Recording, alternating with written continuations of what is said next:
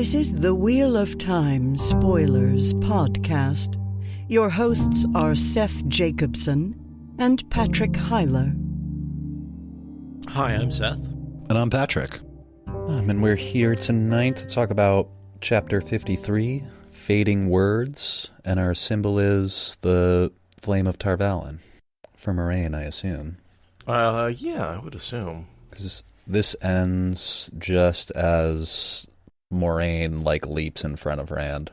And the fading words would be her letters, I would assume. Yeah. And there's a double entendre there. Yeah, they erase themselves, but also it's the last words of Moiraine fading away. I mean, in a lot of ways, everything kind of changes with this chapter, right? This is the chapter where there was pre-Moiraine, and now this is post-Moiraine. This is the first chapter without her, and so there's a new reality for so many of the characters. That it gives you a bit of whiplash, because you're just like, what? Moraine's gone? There's this whole almost disbelief. But, you're coming to the end of the book, and you're like, okay, yeah, I guess Jesus, he killed off Moiraine. That's crazy. She's not dead. She'll be back. But we do say I pretty much think, we say goodbye to her, and we get to see her for one more scene, but for the most part, that's it for Moiraine for us. In the depths of a shrinking void, Rand saw Moiraine hurtle seemingly out of nowhere to grapple with Lanfear. The attacks on him ceased as the two women plunged through the doorframe to Rangriel, in a flash of white light that did not end. It filled the subtly twisted redstone rectangle, as though trying to flood through, and striking some invisible barrier. Lightnings arced silver and blue around the Terangriel, more and more violently. Rasping buzzes crackled through the air. Rand staggered to his feet. The pain was not gone, really, but the pressure was, bringing promise that the pain would go. His eyes could not leave the Terangriel. Moiraine. Her name hung in his head, sliding across the void. Land lurched by him, fixed on the wagon, leaning as if only by moving forward could he stop from falling. More than standing, was beyond Rand for the moment. He channeled, caught the warder in flows of air. You can't do anything, Lan. You can't go after her. I know, Lan said hopelessly.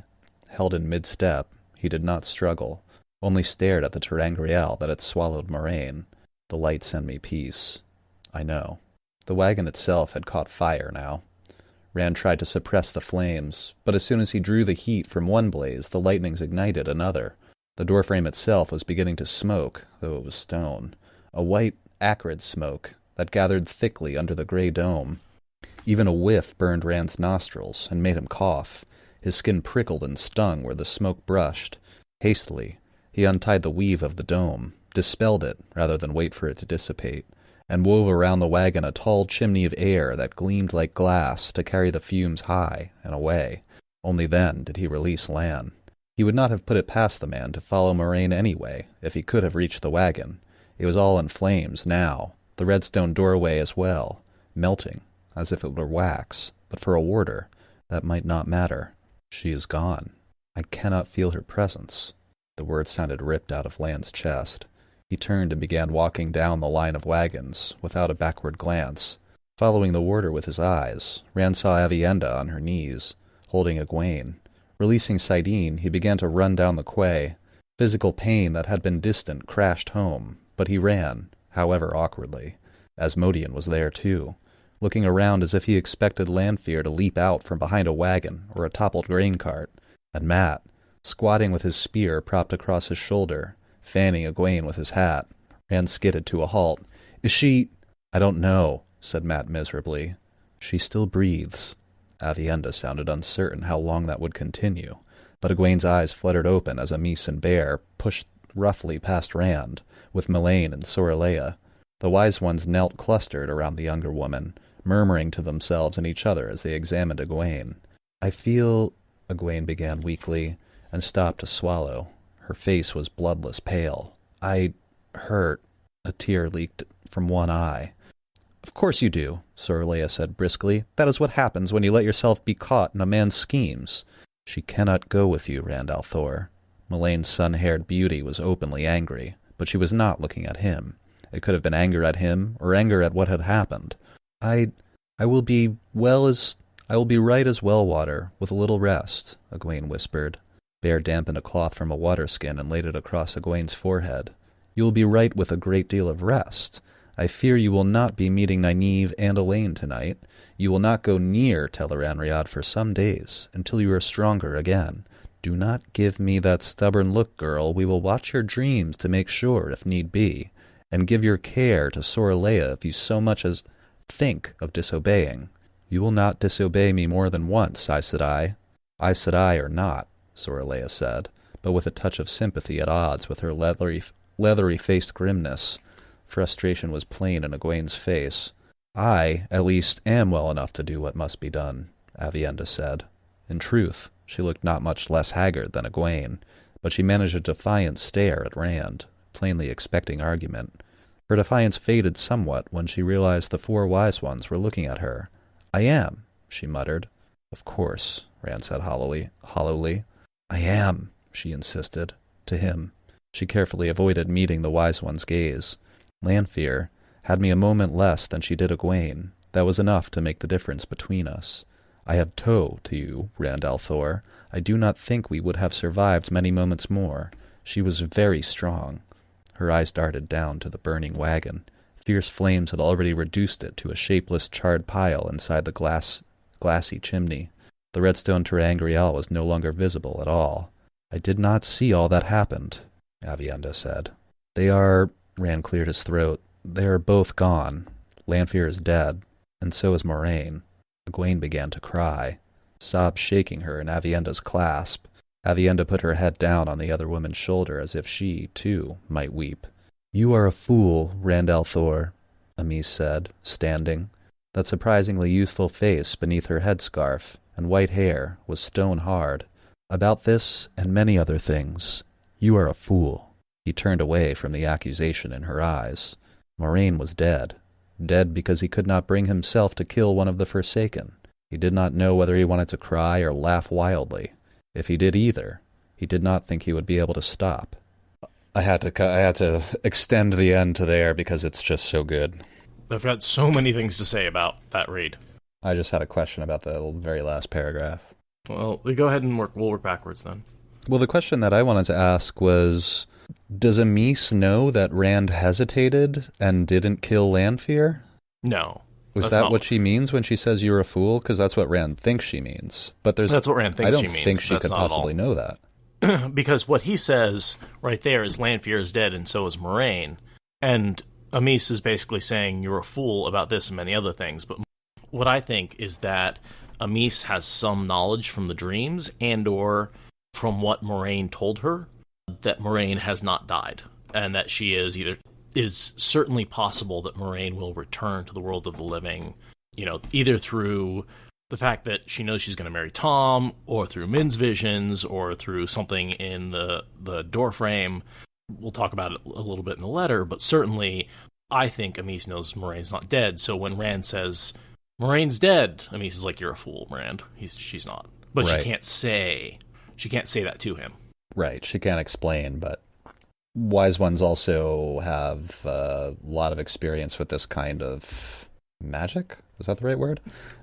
Prophecy, I'd say. The visions that they see in Tel'aran'rhiod, like, you get those visions of the future. They have some ideas of what has to happen and what, from going through the ring, some things that can't happen, some things that will happen. And dreaming. And dreaming gives them a lot of clues about the future. Even if they don't necessarily know everything, they often have individual facts, like Moiraine is alive. Right. Or may not be dead. And dreaming is prophetic in and of itself sometimes, or often. Well, like one arm of the dreaming talent. We see Egwene have those sort of prophetic dreams and not have a really good understanding of what the hell they mean. Yeah, what the hell they mean. Which is fun for us because we get to speculate when she sees those visions.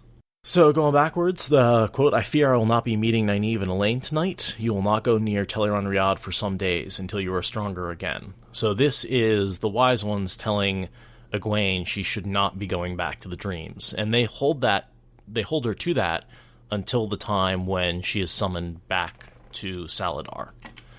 But she certainly doesn't stay out of the world of dreams. She's going in, but for most of the rest of the time with the wise ones, they don't teach her anymore. This is sort of the end of her teaching. She goes off and sneaks off to do things on her own. But she suffers from these headaches for a long time. Like, she takes a pretty big hit, which is similar to the hit that she took when, it always reminds me in Eye of the World, when she and Nynaeve get nailed by, I believe, Balthamel or Agenor. I don't remember which one of them zaps them and tosses them across the room. At the eye? At the eye, yeah. And this is sort of similar, like, I think we speculated back then, like, why didn't he just kill them? And now it's, like, sort of the same question, like, why didn't Lanfear? I guess she just caused them pain, but not death? Yeah, they just weren't killed immediately, and they were both interrupted. Yeah, fair enough. Yeah, Lanfear was interrupted, and as soon as she passed through the doorway, she can no longer affect the Randland. Moiraine? Anybody that passes through the doorway, yeah. But I meant Lanfear. Oh, okay, yeah. Yeah, the doorway is sort of a it's not like a gateway where it's an open space that you can just pass through and you can toss weaves through and stuff like that. It's more of a doorway that opens and shuts behind you as you pass through it. Yeah, I'd say once you're on one side, anything you've done on the other side stops. But obviously, when Moiraine passed through the other door frame, it didn't cut off her bond to Lan. So something is different this time, and that would be the doorway being destroyed. Yeah, that certainly doesn't help. So in some way, with the doorway still intact, she must have still been connected to this realm. So I think that something about the destruction of the gateway severed Moraine's connection entirely to Randland, and that it cuts them off, if you will. Then makes the bond. It cuts the bond, yeah. Sort of like sticking your hand through a gateway that's closing. It'll cut it right off. What do you think actually destroyed the gateway? It's hard to say. It could have to do with all the channeling happening, with the rules of going into the land, like you're not allowed to bring certain things. I don't know about channeling. What happens when we channel on the other side? Rand did it, and it didn't seem to have a lot of issues, because he had his fire sword when he came out of the gateway, and that didn't burn it down. So channeling doesn't seem to be that much of an issue, although the fire sword is a relatively small amount of power, versus Lanfear and Moiraine both pulling all the power they can through one of the most powerful I think it's just an Angreal, but it's a really powerful Angreal. Yeah. And the third thing is the instability that happens when the end of the world is confronted in the land of the Finn. Talked about or brought up or...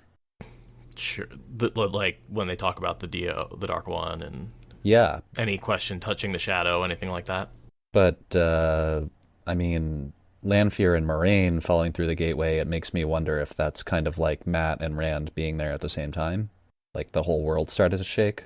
I mean, that was definitely supposedly based around the Ta'Veren-ness of them, and two Ta'Veren at the same time were too much, and neither Lanfear nor Moiraine are Ta'Veren. Yeah, it doesn't have anything to do with the questions that they were asking. Well, I don't think they got a chance to ask questions. It sort of burst into flame as soon as they fell through it. Oh, no, I'm using Rand and Mat's experience, because, we obviously never see anything that happens. Yeah, that's a good point, yeah. After Moiraine and Lanfear go through. My theory, and I think it's even simpler. I just think Moiraine and Lanfear go through the doorway, and they are just trying to burn the crap out of each other, casting lightning and firebolts.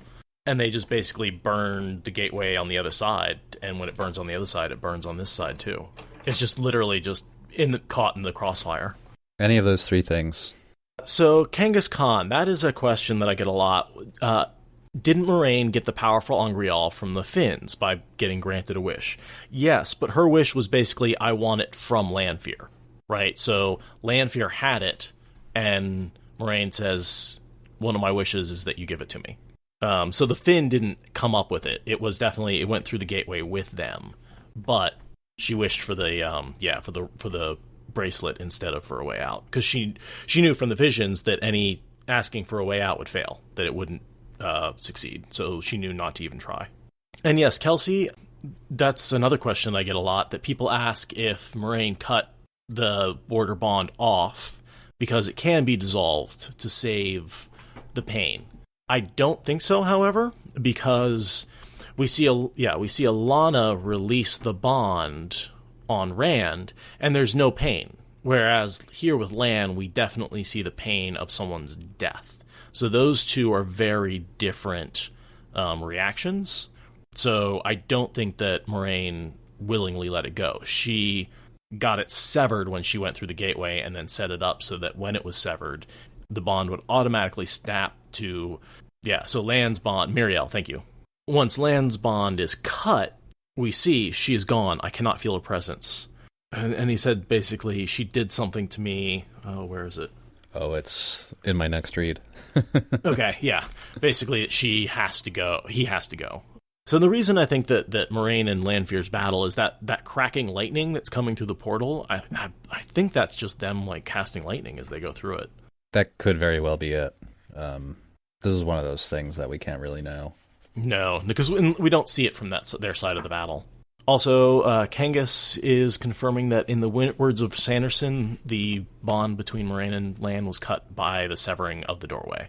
I sort of think of it as the bond is sort of like a rubber band stretching between the two of them, and the band was stretching through the gateway, and when the link was severed between the worlds, it severed the bond as well. That makes sense to me. He can't sense Moiraine in the world anymore because she's not in the world anymore. She's in a different world. Same as... Moiraine doesn't know where the boys are for a while because they go through to a different parallel world. Or isn't that Fane? Fane, who's like they disappeared for months and then they reappeared? Yes. Something like that? Yes, that definitely happens. I may have just transposed that. I'm not sure. And I'm picking this up right after Rand turns around after his conversation with the Wise Ones and Avienda and goes to speak with Lan, who had just walked away. And Rand says... I'm sorry, Lan. If I'd been faster, He exhaled heavily, skipping a bit, but Lan responds, The wheel weaves. Lan went to Mandar, busied himself with checking the Black Stallion's saddle girth. She was a soldier, a warrior in her way as much as I.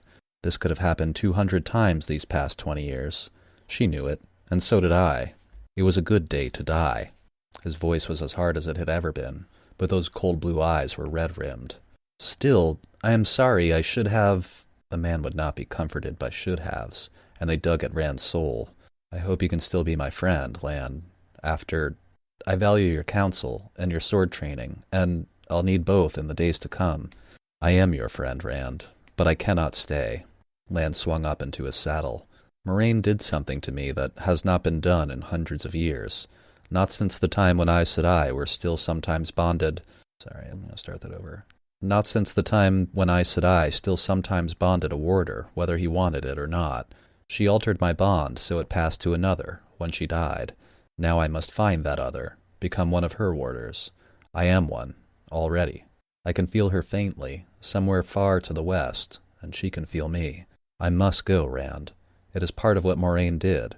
She said she would not allow me time to die avenging her. He gripped the reins as if holding Mandar back, as if holding himself back from digging his spurs in. If you ever see Nynaeve again, tell her... For an instant, that stone face crumpled and anguished. An instant, then it was granted again. He muttered under his breath, but Rand heard, A clean wound heals quickest and pains shortest. Aloud he said, Tell her I've found someone else.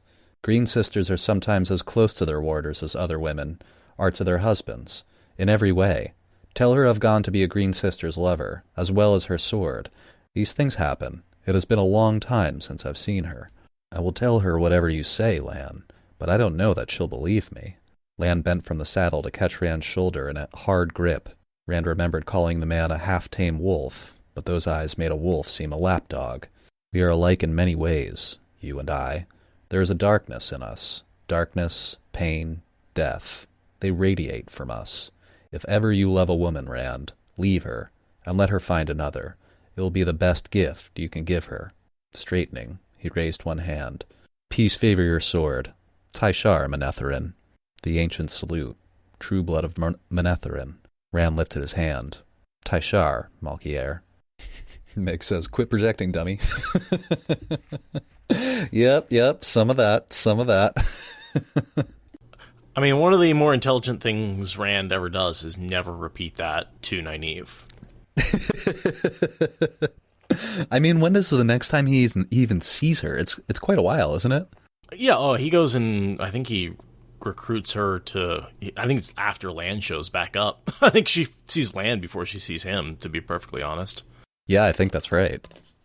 Because he gets her out of the ship in Path of Daggers, book 8, and Rand doesn't see her until, like, book 10, when he goes and gets her to cleanse the source. Wait, he does say that to Nynaeve in the next chapter? Okay, yeah, so here's the quote. Tell Elaine to forget me, Nynaeve. Tell her I found something else to love? Wow, he doesn't say someone else. Tell her I found something else to love, and there's no room left for her. He wanted me to tell you the same thing. Lan has found someone else, too. He said for you to forget him. Better never to have been born than to love us. So it's not really... I mean, he says he's found someone. I don't know. I guess he does repeat it. Of course, Nynaeve immediately is like, yeah, whatever. Bullhead. Like, she doesn't even... There's no... She for a second doesn't buy it. She's like, yeah, he told you to say that? Great. That's obviously a lie. Sounds like some bullshit he would say. Well, Steph, thanks for calling me out on that one. Quick note. He looks up and he sees two guys turn, and he says he wagers they were Milan and Marengel. Those are two of Colivera's competitors for the throne, and she assassinates both of them. We know they may be up there just sort of competing for the throne, but that's just sort of a nice little... I looked them both up and I was like, oh, they were both killed by Colivera as competitors. Interesting. And now I see them together. I have to wonder if maybe if there was some conspiracy going on between them to take down Colivera, and she took him out. No real evidence to support it other than it's an odd, isn't it odd to see the two of them standing together? Aren't they surprised at each other's presence as well? That does seem, yeah, that's also the case.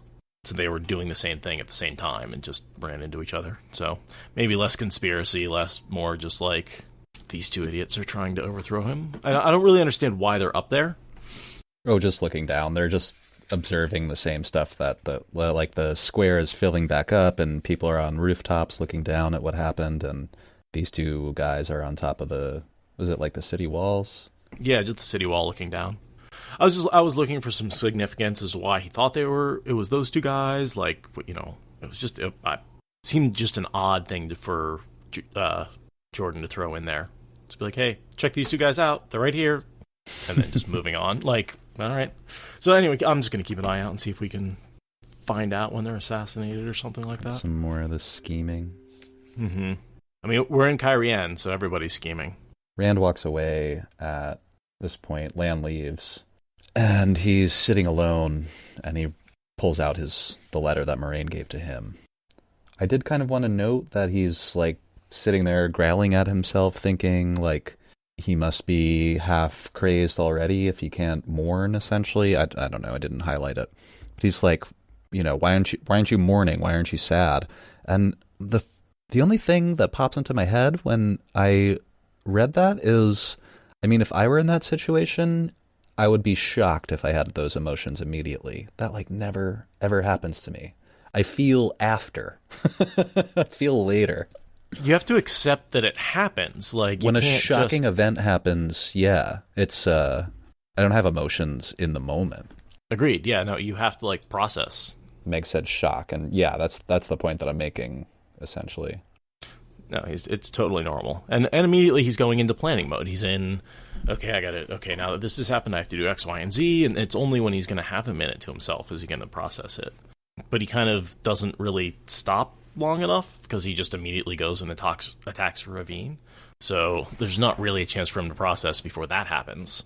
And that's all, and that's an emotional roller coaster where he, like, thinks Avienda and Matt die, and then they come back to life, so it's like the lowest low and then the highest high after the lowest low of Moiraine. Like, I mean, he's just on this emotional roller coaster for the rest of the book. And honestly, so am I. Like, this is a hell of a, Jordan knows how to end his books. Like, he has, I mean, we've got, after this one, 3 more, so 4 chapters of just crazy action.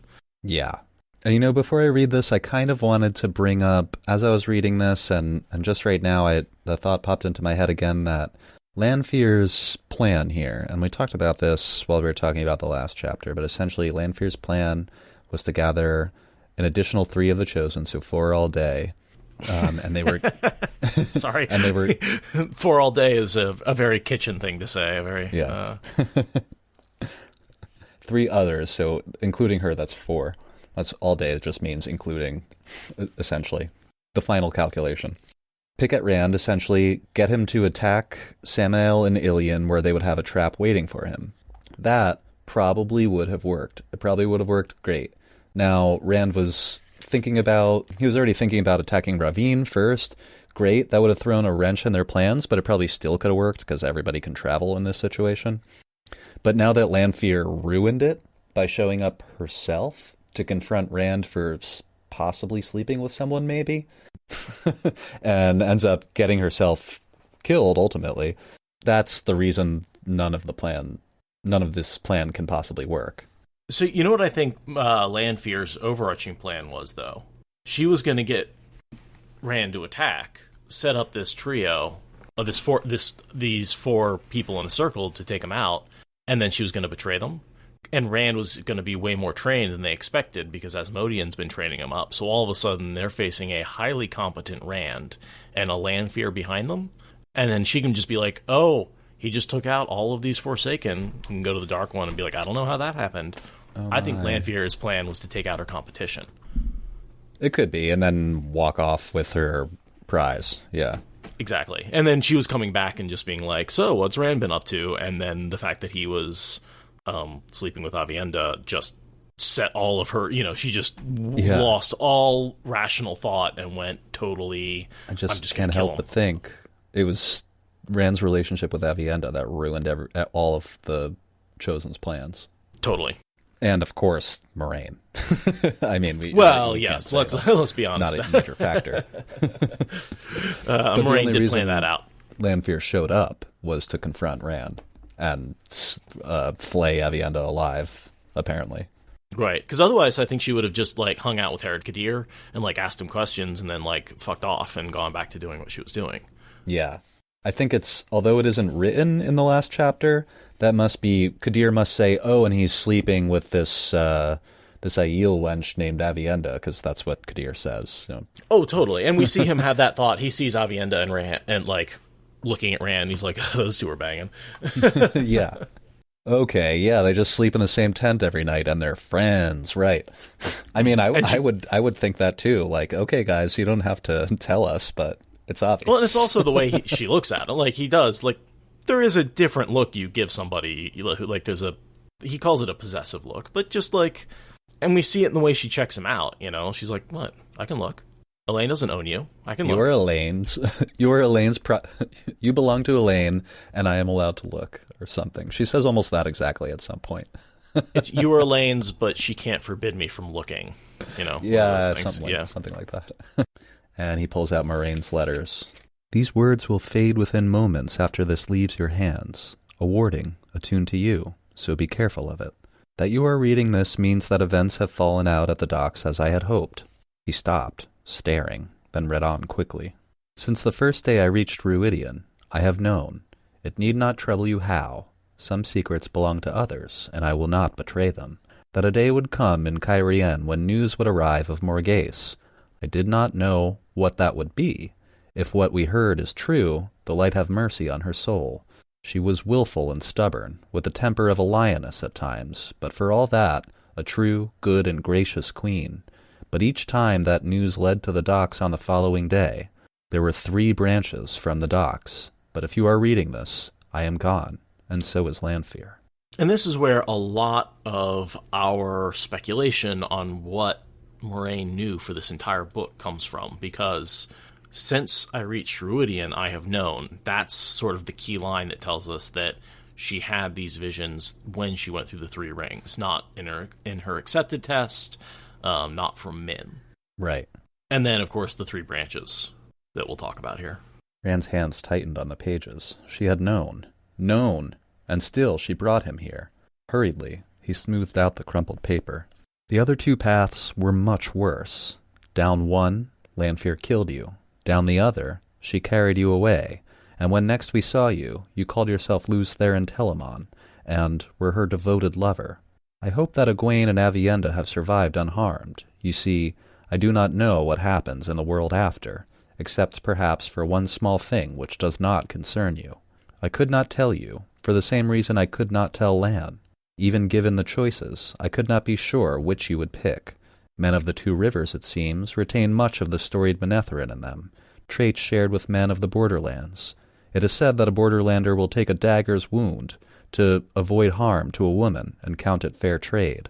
I dared not risk that you would place my life above your own, certain that somehow you could sidestep fate. Not a risk, I fear, but a foolish certainty, as today has surely proved. So we've got the three paths. The one they're currently on, which obviously is, the right one. The one where she kills him, which we saw her almost do if Moiraine hadn't interfered. Or where he goes fucking nuts, Lewis Theron takes over. One of the reasons I don't think the LTT in his head is actual Lewis Theron is because actual Lewis Theron fucking hates Lanfear. So if the crazy guy in his head took over, then that crazy guy in his head would love Lanfear. Does that make sense? Because the crazy guy in his head isn't actually Lewis Theron Telamon or Rand. Oh, sure, yeah.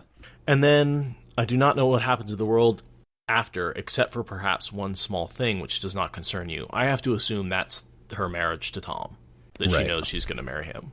Because she says, I don't know anything that will happen after, except for this one thing. It's the only thing she knows that will happen after she takes Lanfear out.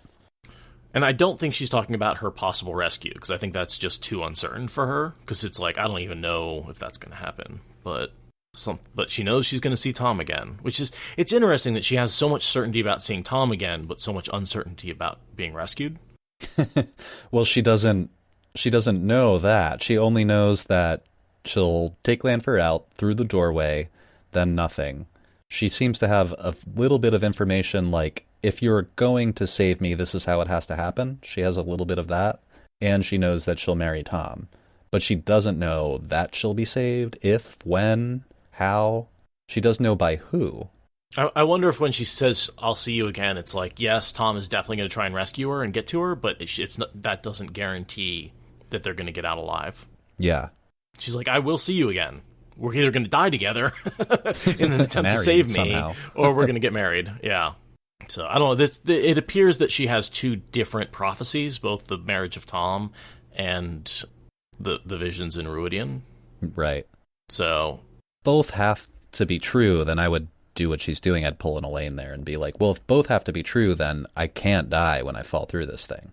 Because, I can't, while falling into an abyss, marry Tom before we hit the bottom. Like, that's not going to happen, so.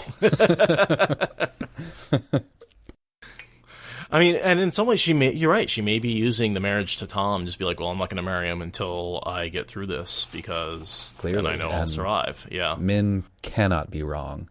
The visions in the rings in Ruidian show more possibilities. Yeah. Not definite things.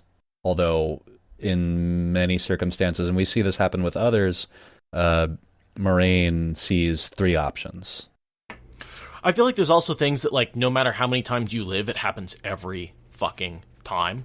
And then you're like, well, that's going to happen. I mean, we know Min is never wrong, and we don't have a counterexample, right? So Min says has never been wrong, and that's what I mean when I say Min can't be wrong. And the only thing she thinks she's wrong about is Moiraine coming back, and that actually happens. So she's not actually wrong about that. She just thinks she is that once.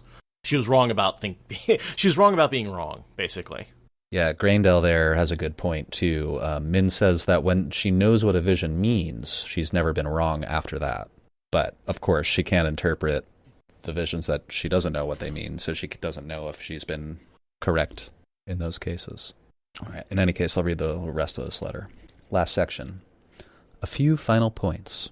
If Lan has not already gone, tell him that what I did to him, I did for the best. He will understand one day, and I hope, bless me for it. Trust no woman fully, who is now Aes Sedai. I do not speak simply of the Black Aja, though you must always be watchful for them. Be as suspicious of Varen as you are of Alviaren. We have made the world dance as we sang for 3,000 years. That is a difficult habit to break. As I have learned while dancing to your song, you must dance free, and even the best intention of my sisters may well try to guide your steps as I once did. Please deliver Tom Merlin's letter safely, when you meet him again. There is a small matter that I once told him of, which I must make clear for his peace of mind. Lastly, be wary, too, of Master Jason Natale. I cannot approve wholly, but I understand. Perhaps it was the only way. Yet be careful of him. He is the same man now that he always was. Remember that. Always. May the light illumine and protect you. You will do well. It was signed simply, Moiraine. She had almost never used her house name. Be as suspicious of Varen as you are of Alviarin. Do you think that, I think she knows that they're both dark friends. Yep. And she knows who Asmodean is, she says here. Oh, absolutely. And she's known for a long time. And, almost clearly. It's not really that clear, but... But I think that maybe when we detect Varen's lie, when Varen said, you sent her, Moiraine. Yeah. And Moraine's like, no, I didn't. I think that at that point, she's like, I bet. She's like, Varen may be black. Yeah. Yeah, that there's only one possibility. Mm-hmm. If she told a lie, I guess there's two possibilities. She could tell a lie or she could misunderstand something. So I don't think that Moiraine knows for sure, but I think she does suspect that Varen might be not always on the up and up. As for Alviarin, I think the letter that was sent that Rand showed her, remember that letter, hey, you've got friends in the White Tower, and Moiraine was like, this is full of lies. Like, this is just lies from top to bottom. So I think she suspects both of them for being dark friends. I think this was in Elyda's letter, but when she writes, and we will treat you with the respect you deserve. That's a very Aes Sedai way of saying, we will treat you how we think you ought to be treated. Right. Which is to say, not well. Like an animal, yeah. Yeah. Like a wild beast. Yeah, and the whole thing with Asmodean, I think she figured that out. Like, yeah, we talked about this in previous episodes, where it's like, oh yeah, you're just gonna go have lessons with your bard privately, and some of the shit that he said in front of Asmodean, in front of other people, wasn't subtle. He let a lot of stuff slip. They had a lot of so you want to go do that thing, and they're either having sex or teaching each other to channel. Those are the only real two options. Is that what the kids call it these days? So I mean, hey man, you want to learn to channel and chill? Just want you to close your eyes and imagine a rose blossom. I mean, we've talked about how the way men sees the power and the way women sees the power, there's very much a parallel to orgasming in that. Yeah. The way men kind of have to fight it and seize it until it, Pretty obvious sexual parallels, yeah. I know, she almost never used her house name. She freaking hates her house. Yeah. Because Layman, Dom, Dread, no. She doesn't want to be associated. Yeah, and she was whisked away when she was a child, really, so I don't think she knows them very well either, Well, she grew up with Layman, and she did not like him at all. And if you go back to New Spring, she finds out Layman and his two brothers were killed, and she's like, darn. Whatever. She's basically assholes. This guy was an asshole. Yeah. No, totally. She is not at all sad when she hears about their deaths. So a lot of us have that uncle. The racist one? Yeah, whatever. Yeah, World's better off. Oh, he had a heart attack while cursing out some minority on the middle of the street, and no one would help him, and he died. Yeah, that makes sense. Right. Out loud to your family, you say, oh, what a shame, and in your head you say, yeah. Good. Ass. I was I don't wish anybody to be dead, but there are some obituaries I've read with great pleasure, as the fake Mark Twain quote goes.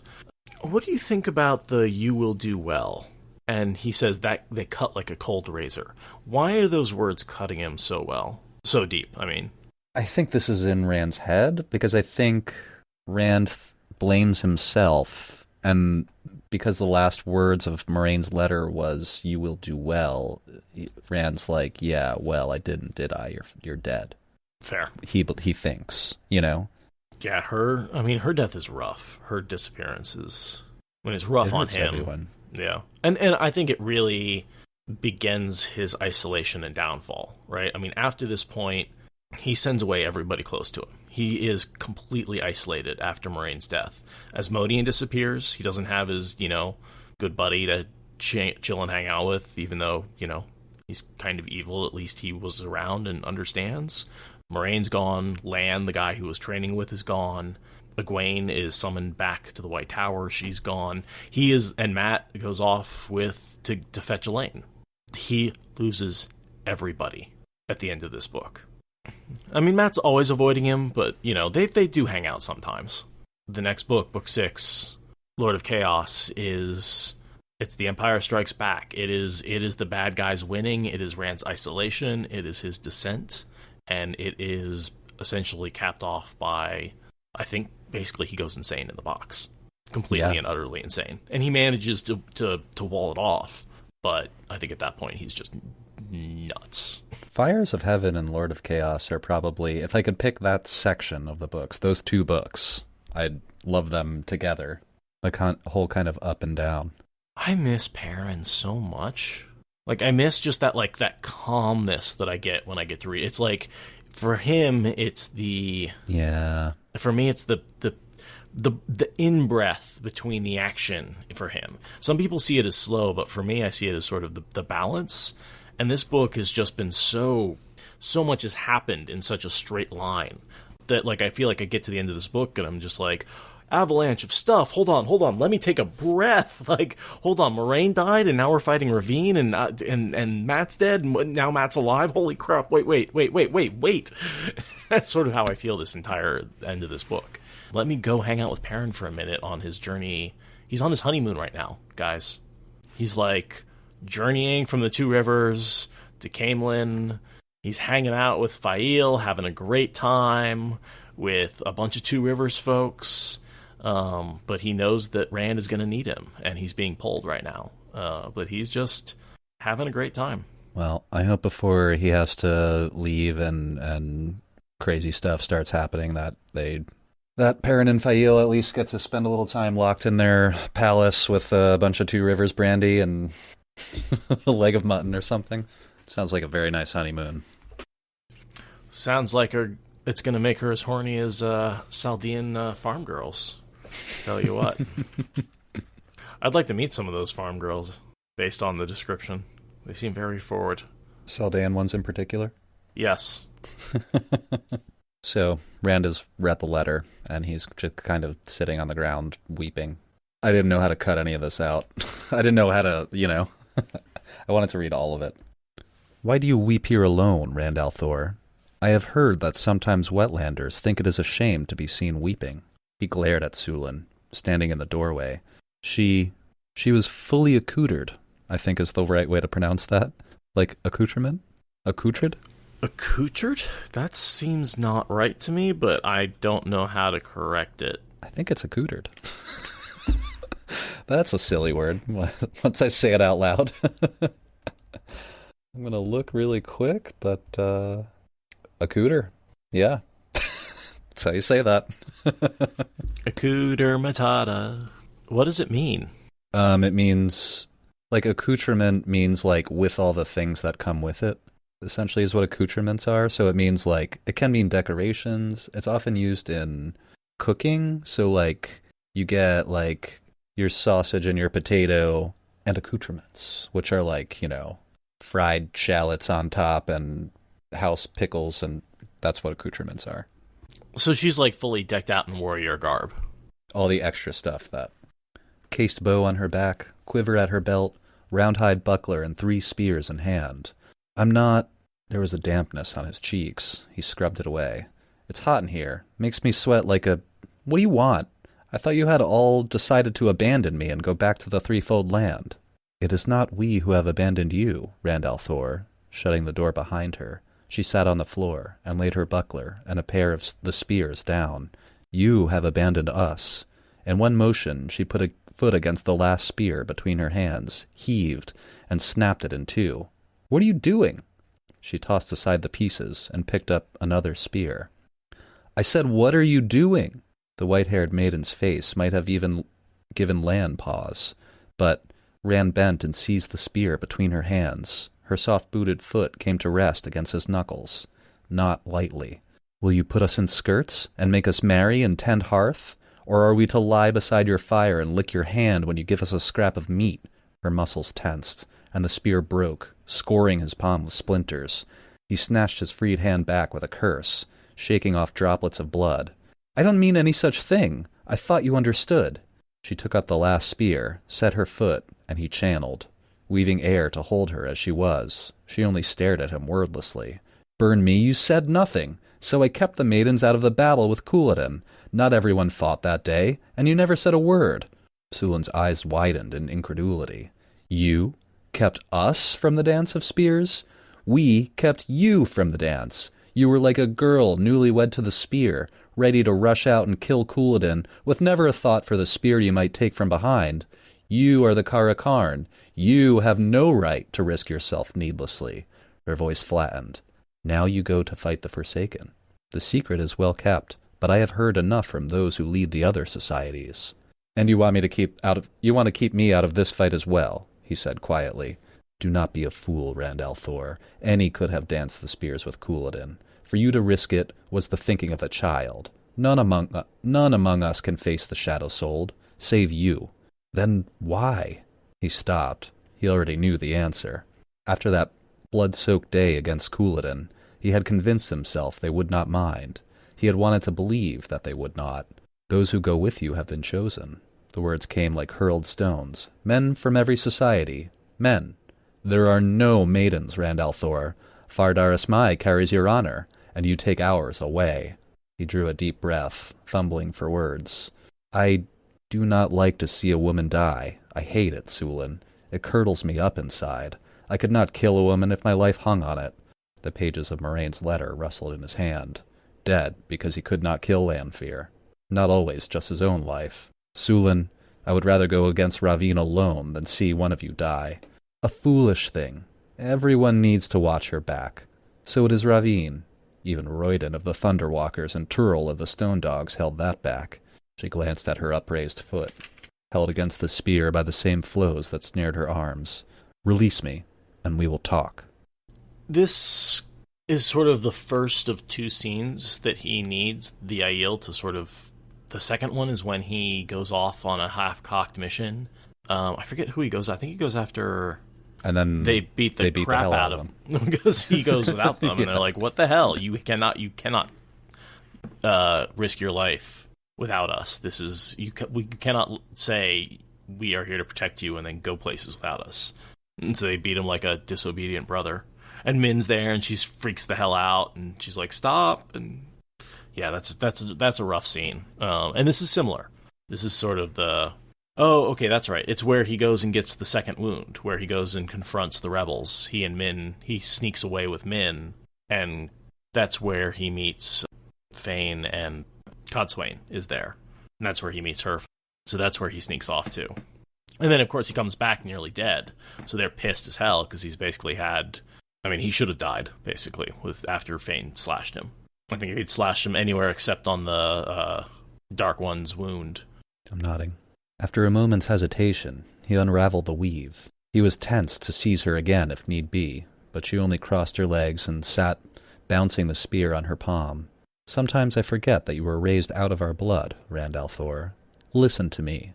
I am what I am. This is what I am. She hefted the spear. Sulin, listen, Rand al'Thor. I am the spear. When a lover came between me and the spear, I chose the spear. Some chose the other way. Some decide that they have run with the spears long enough, that they want a husband, a child. I have never wanted anything else. No chief would hesitate to send me wherever the dance is hottest. If I died there, my first sisters would mourn me, but not a fingernail more than when our first brother fell. A tree killer who stabs me to the heart in my sleep would do me more honor than you do. Do you understand now? I understand, but... He did understand. She did not want him to make her something other than what she was. All he had to do was be willing to watch her die. What happens if you break the last spear? If I have no honor in this life, perhaps in another. She said it as if it were just another explanation. It took him a moment to comprehend. All he had to do was be willing to watch her die. You don't leave me any choices, do you? No more than Moiraine had. There are always choices, Rand al'Thor. You have a choice, and I have one. Ch53 allows no other. He wanted to snarl at her, to curse Ch53 and everyone who followed it. Choose out your maidens, Sulin. I don't know how many I can take, but Fardaris Mai will have as many as any other society. He stalked past her, and her sudden smile. Not relief, pleasure. Pleasure that she would have the chance to die. He should have left her wrapped up in Sidene, left her to be dealt with somehow when he came back from Caemlyn. Slamming the door open, he strode out onto the quay, and stopped.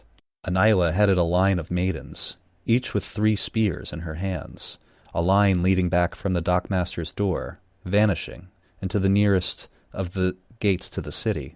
Some of the Aielmen on the dockside eyed them curiously, but it was obviously something between Fardaris Mai and the Karakarn, and no business of any other society.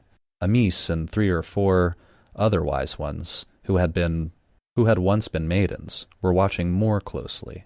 Most of the non-Aiel had gone, except for a few men nervously riding overturned grain carts and trying to look elsewhere.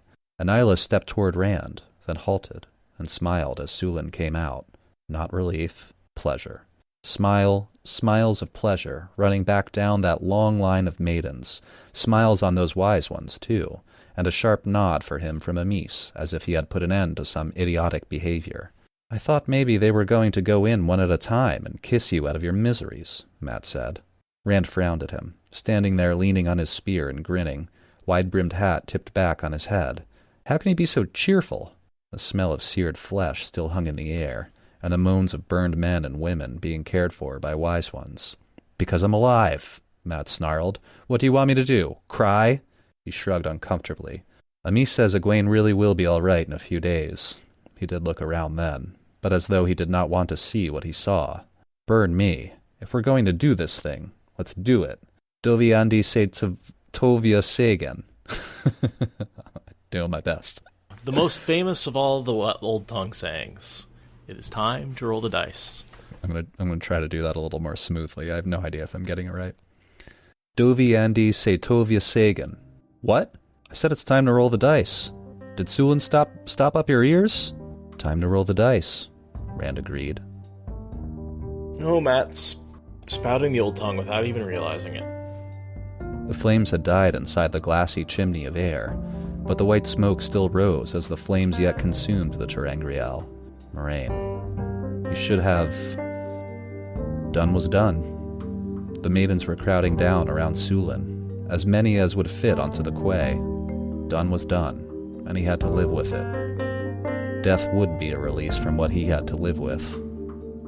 Let's do it. It's a pretty morbid final thought. It's one of the few times where he's finally like, yeah, I kind of want to die a little bit at the end of all this.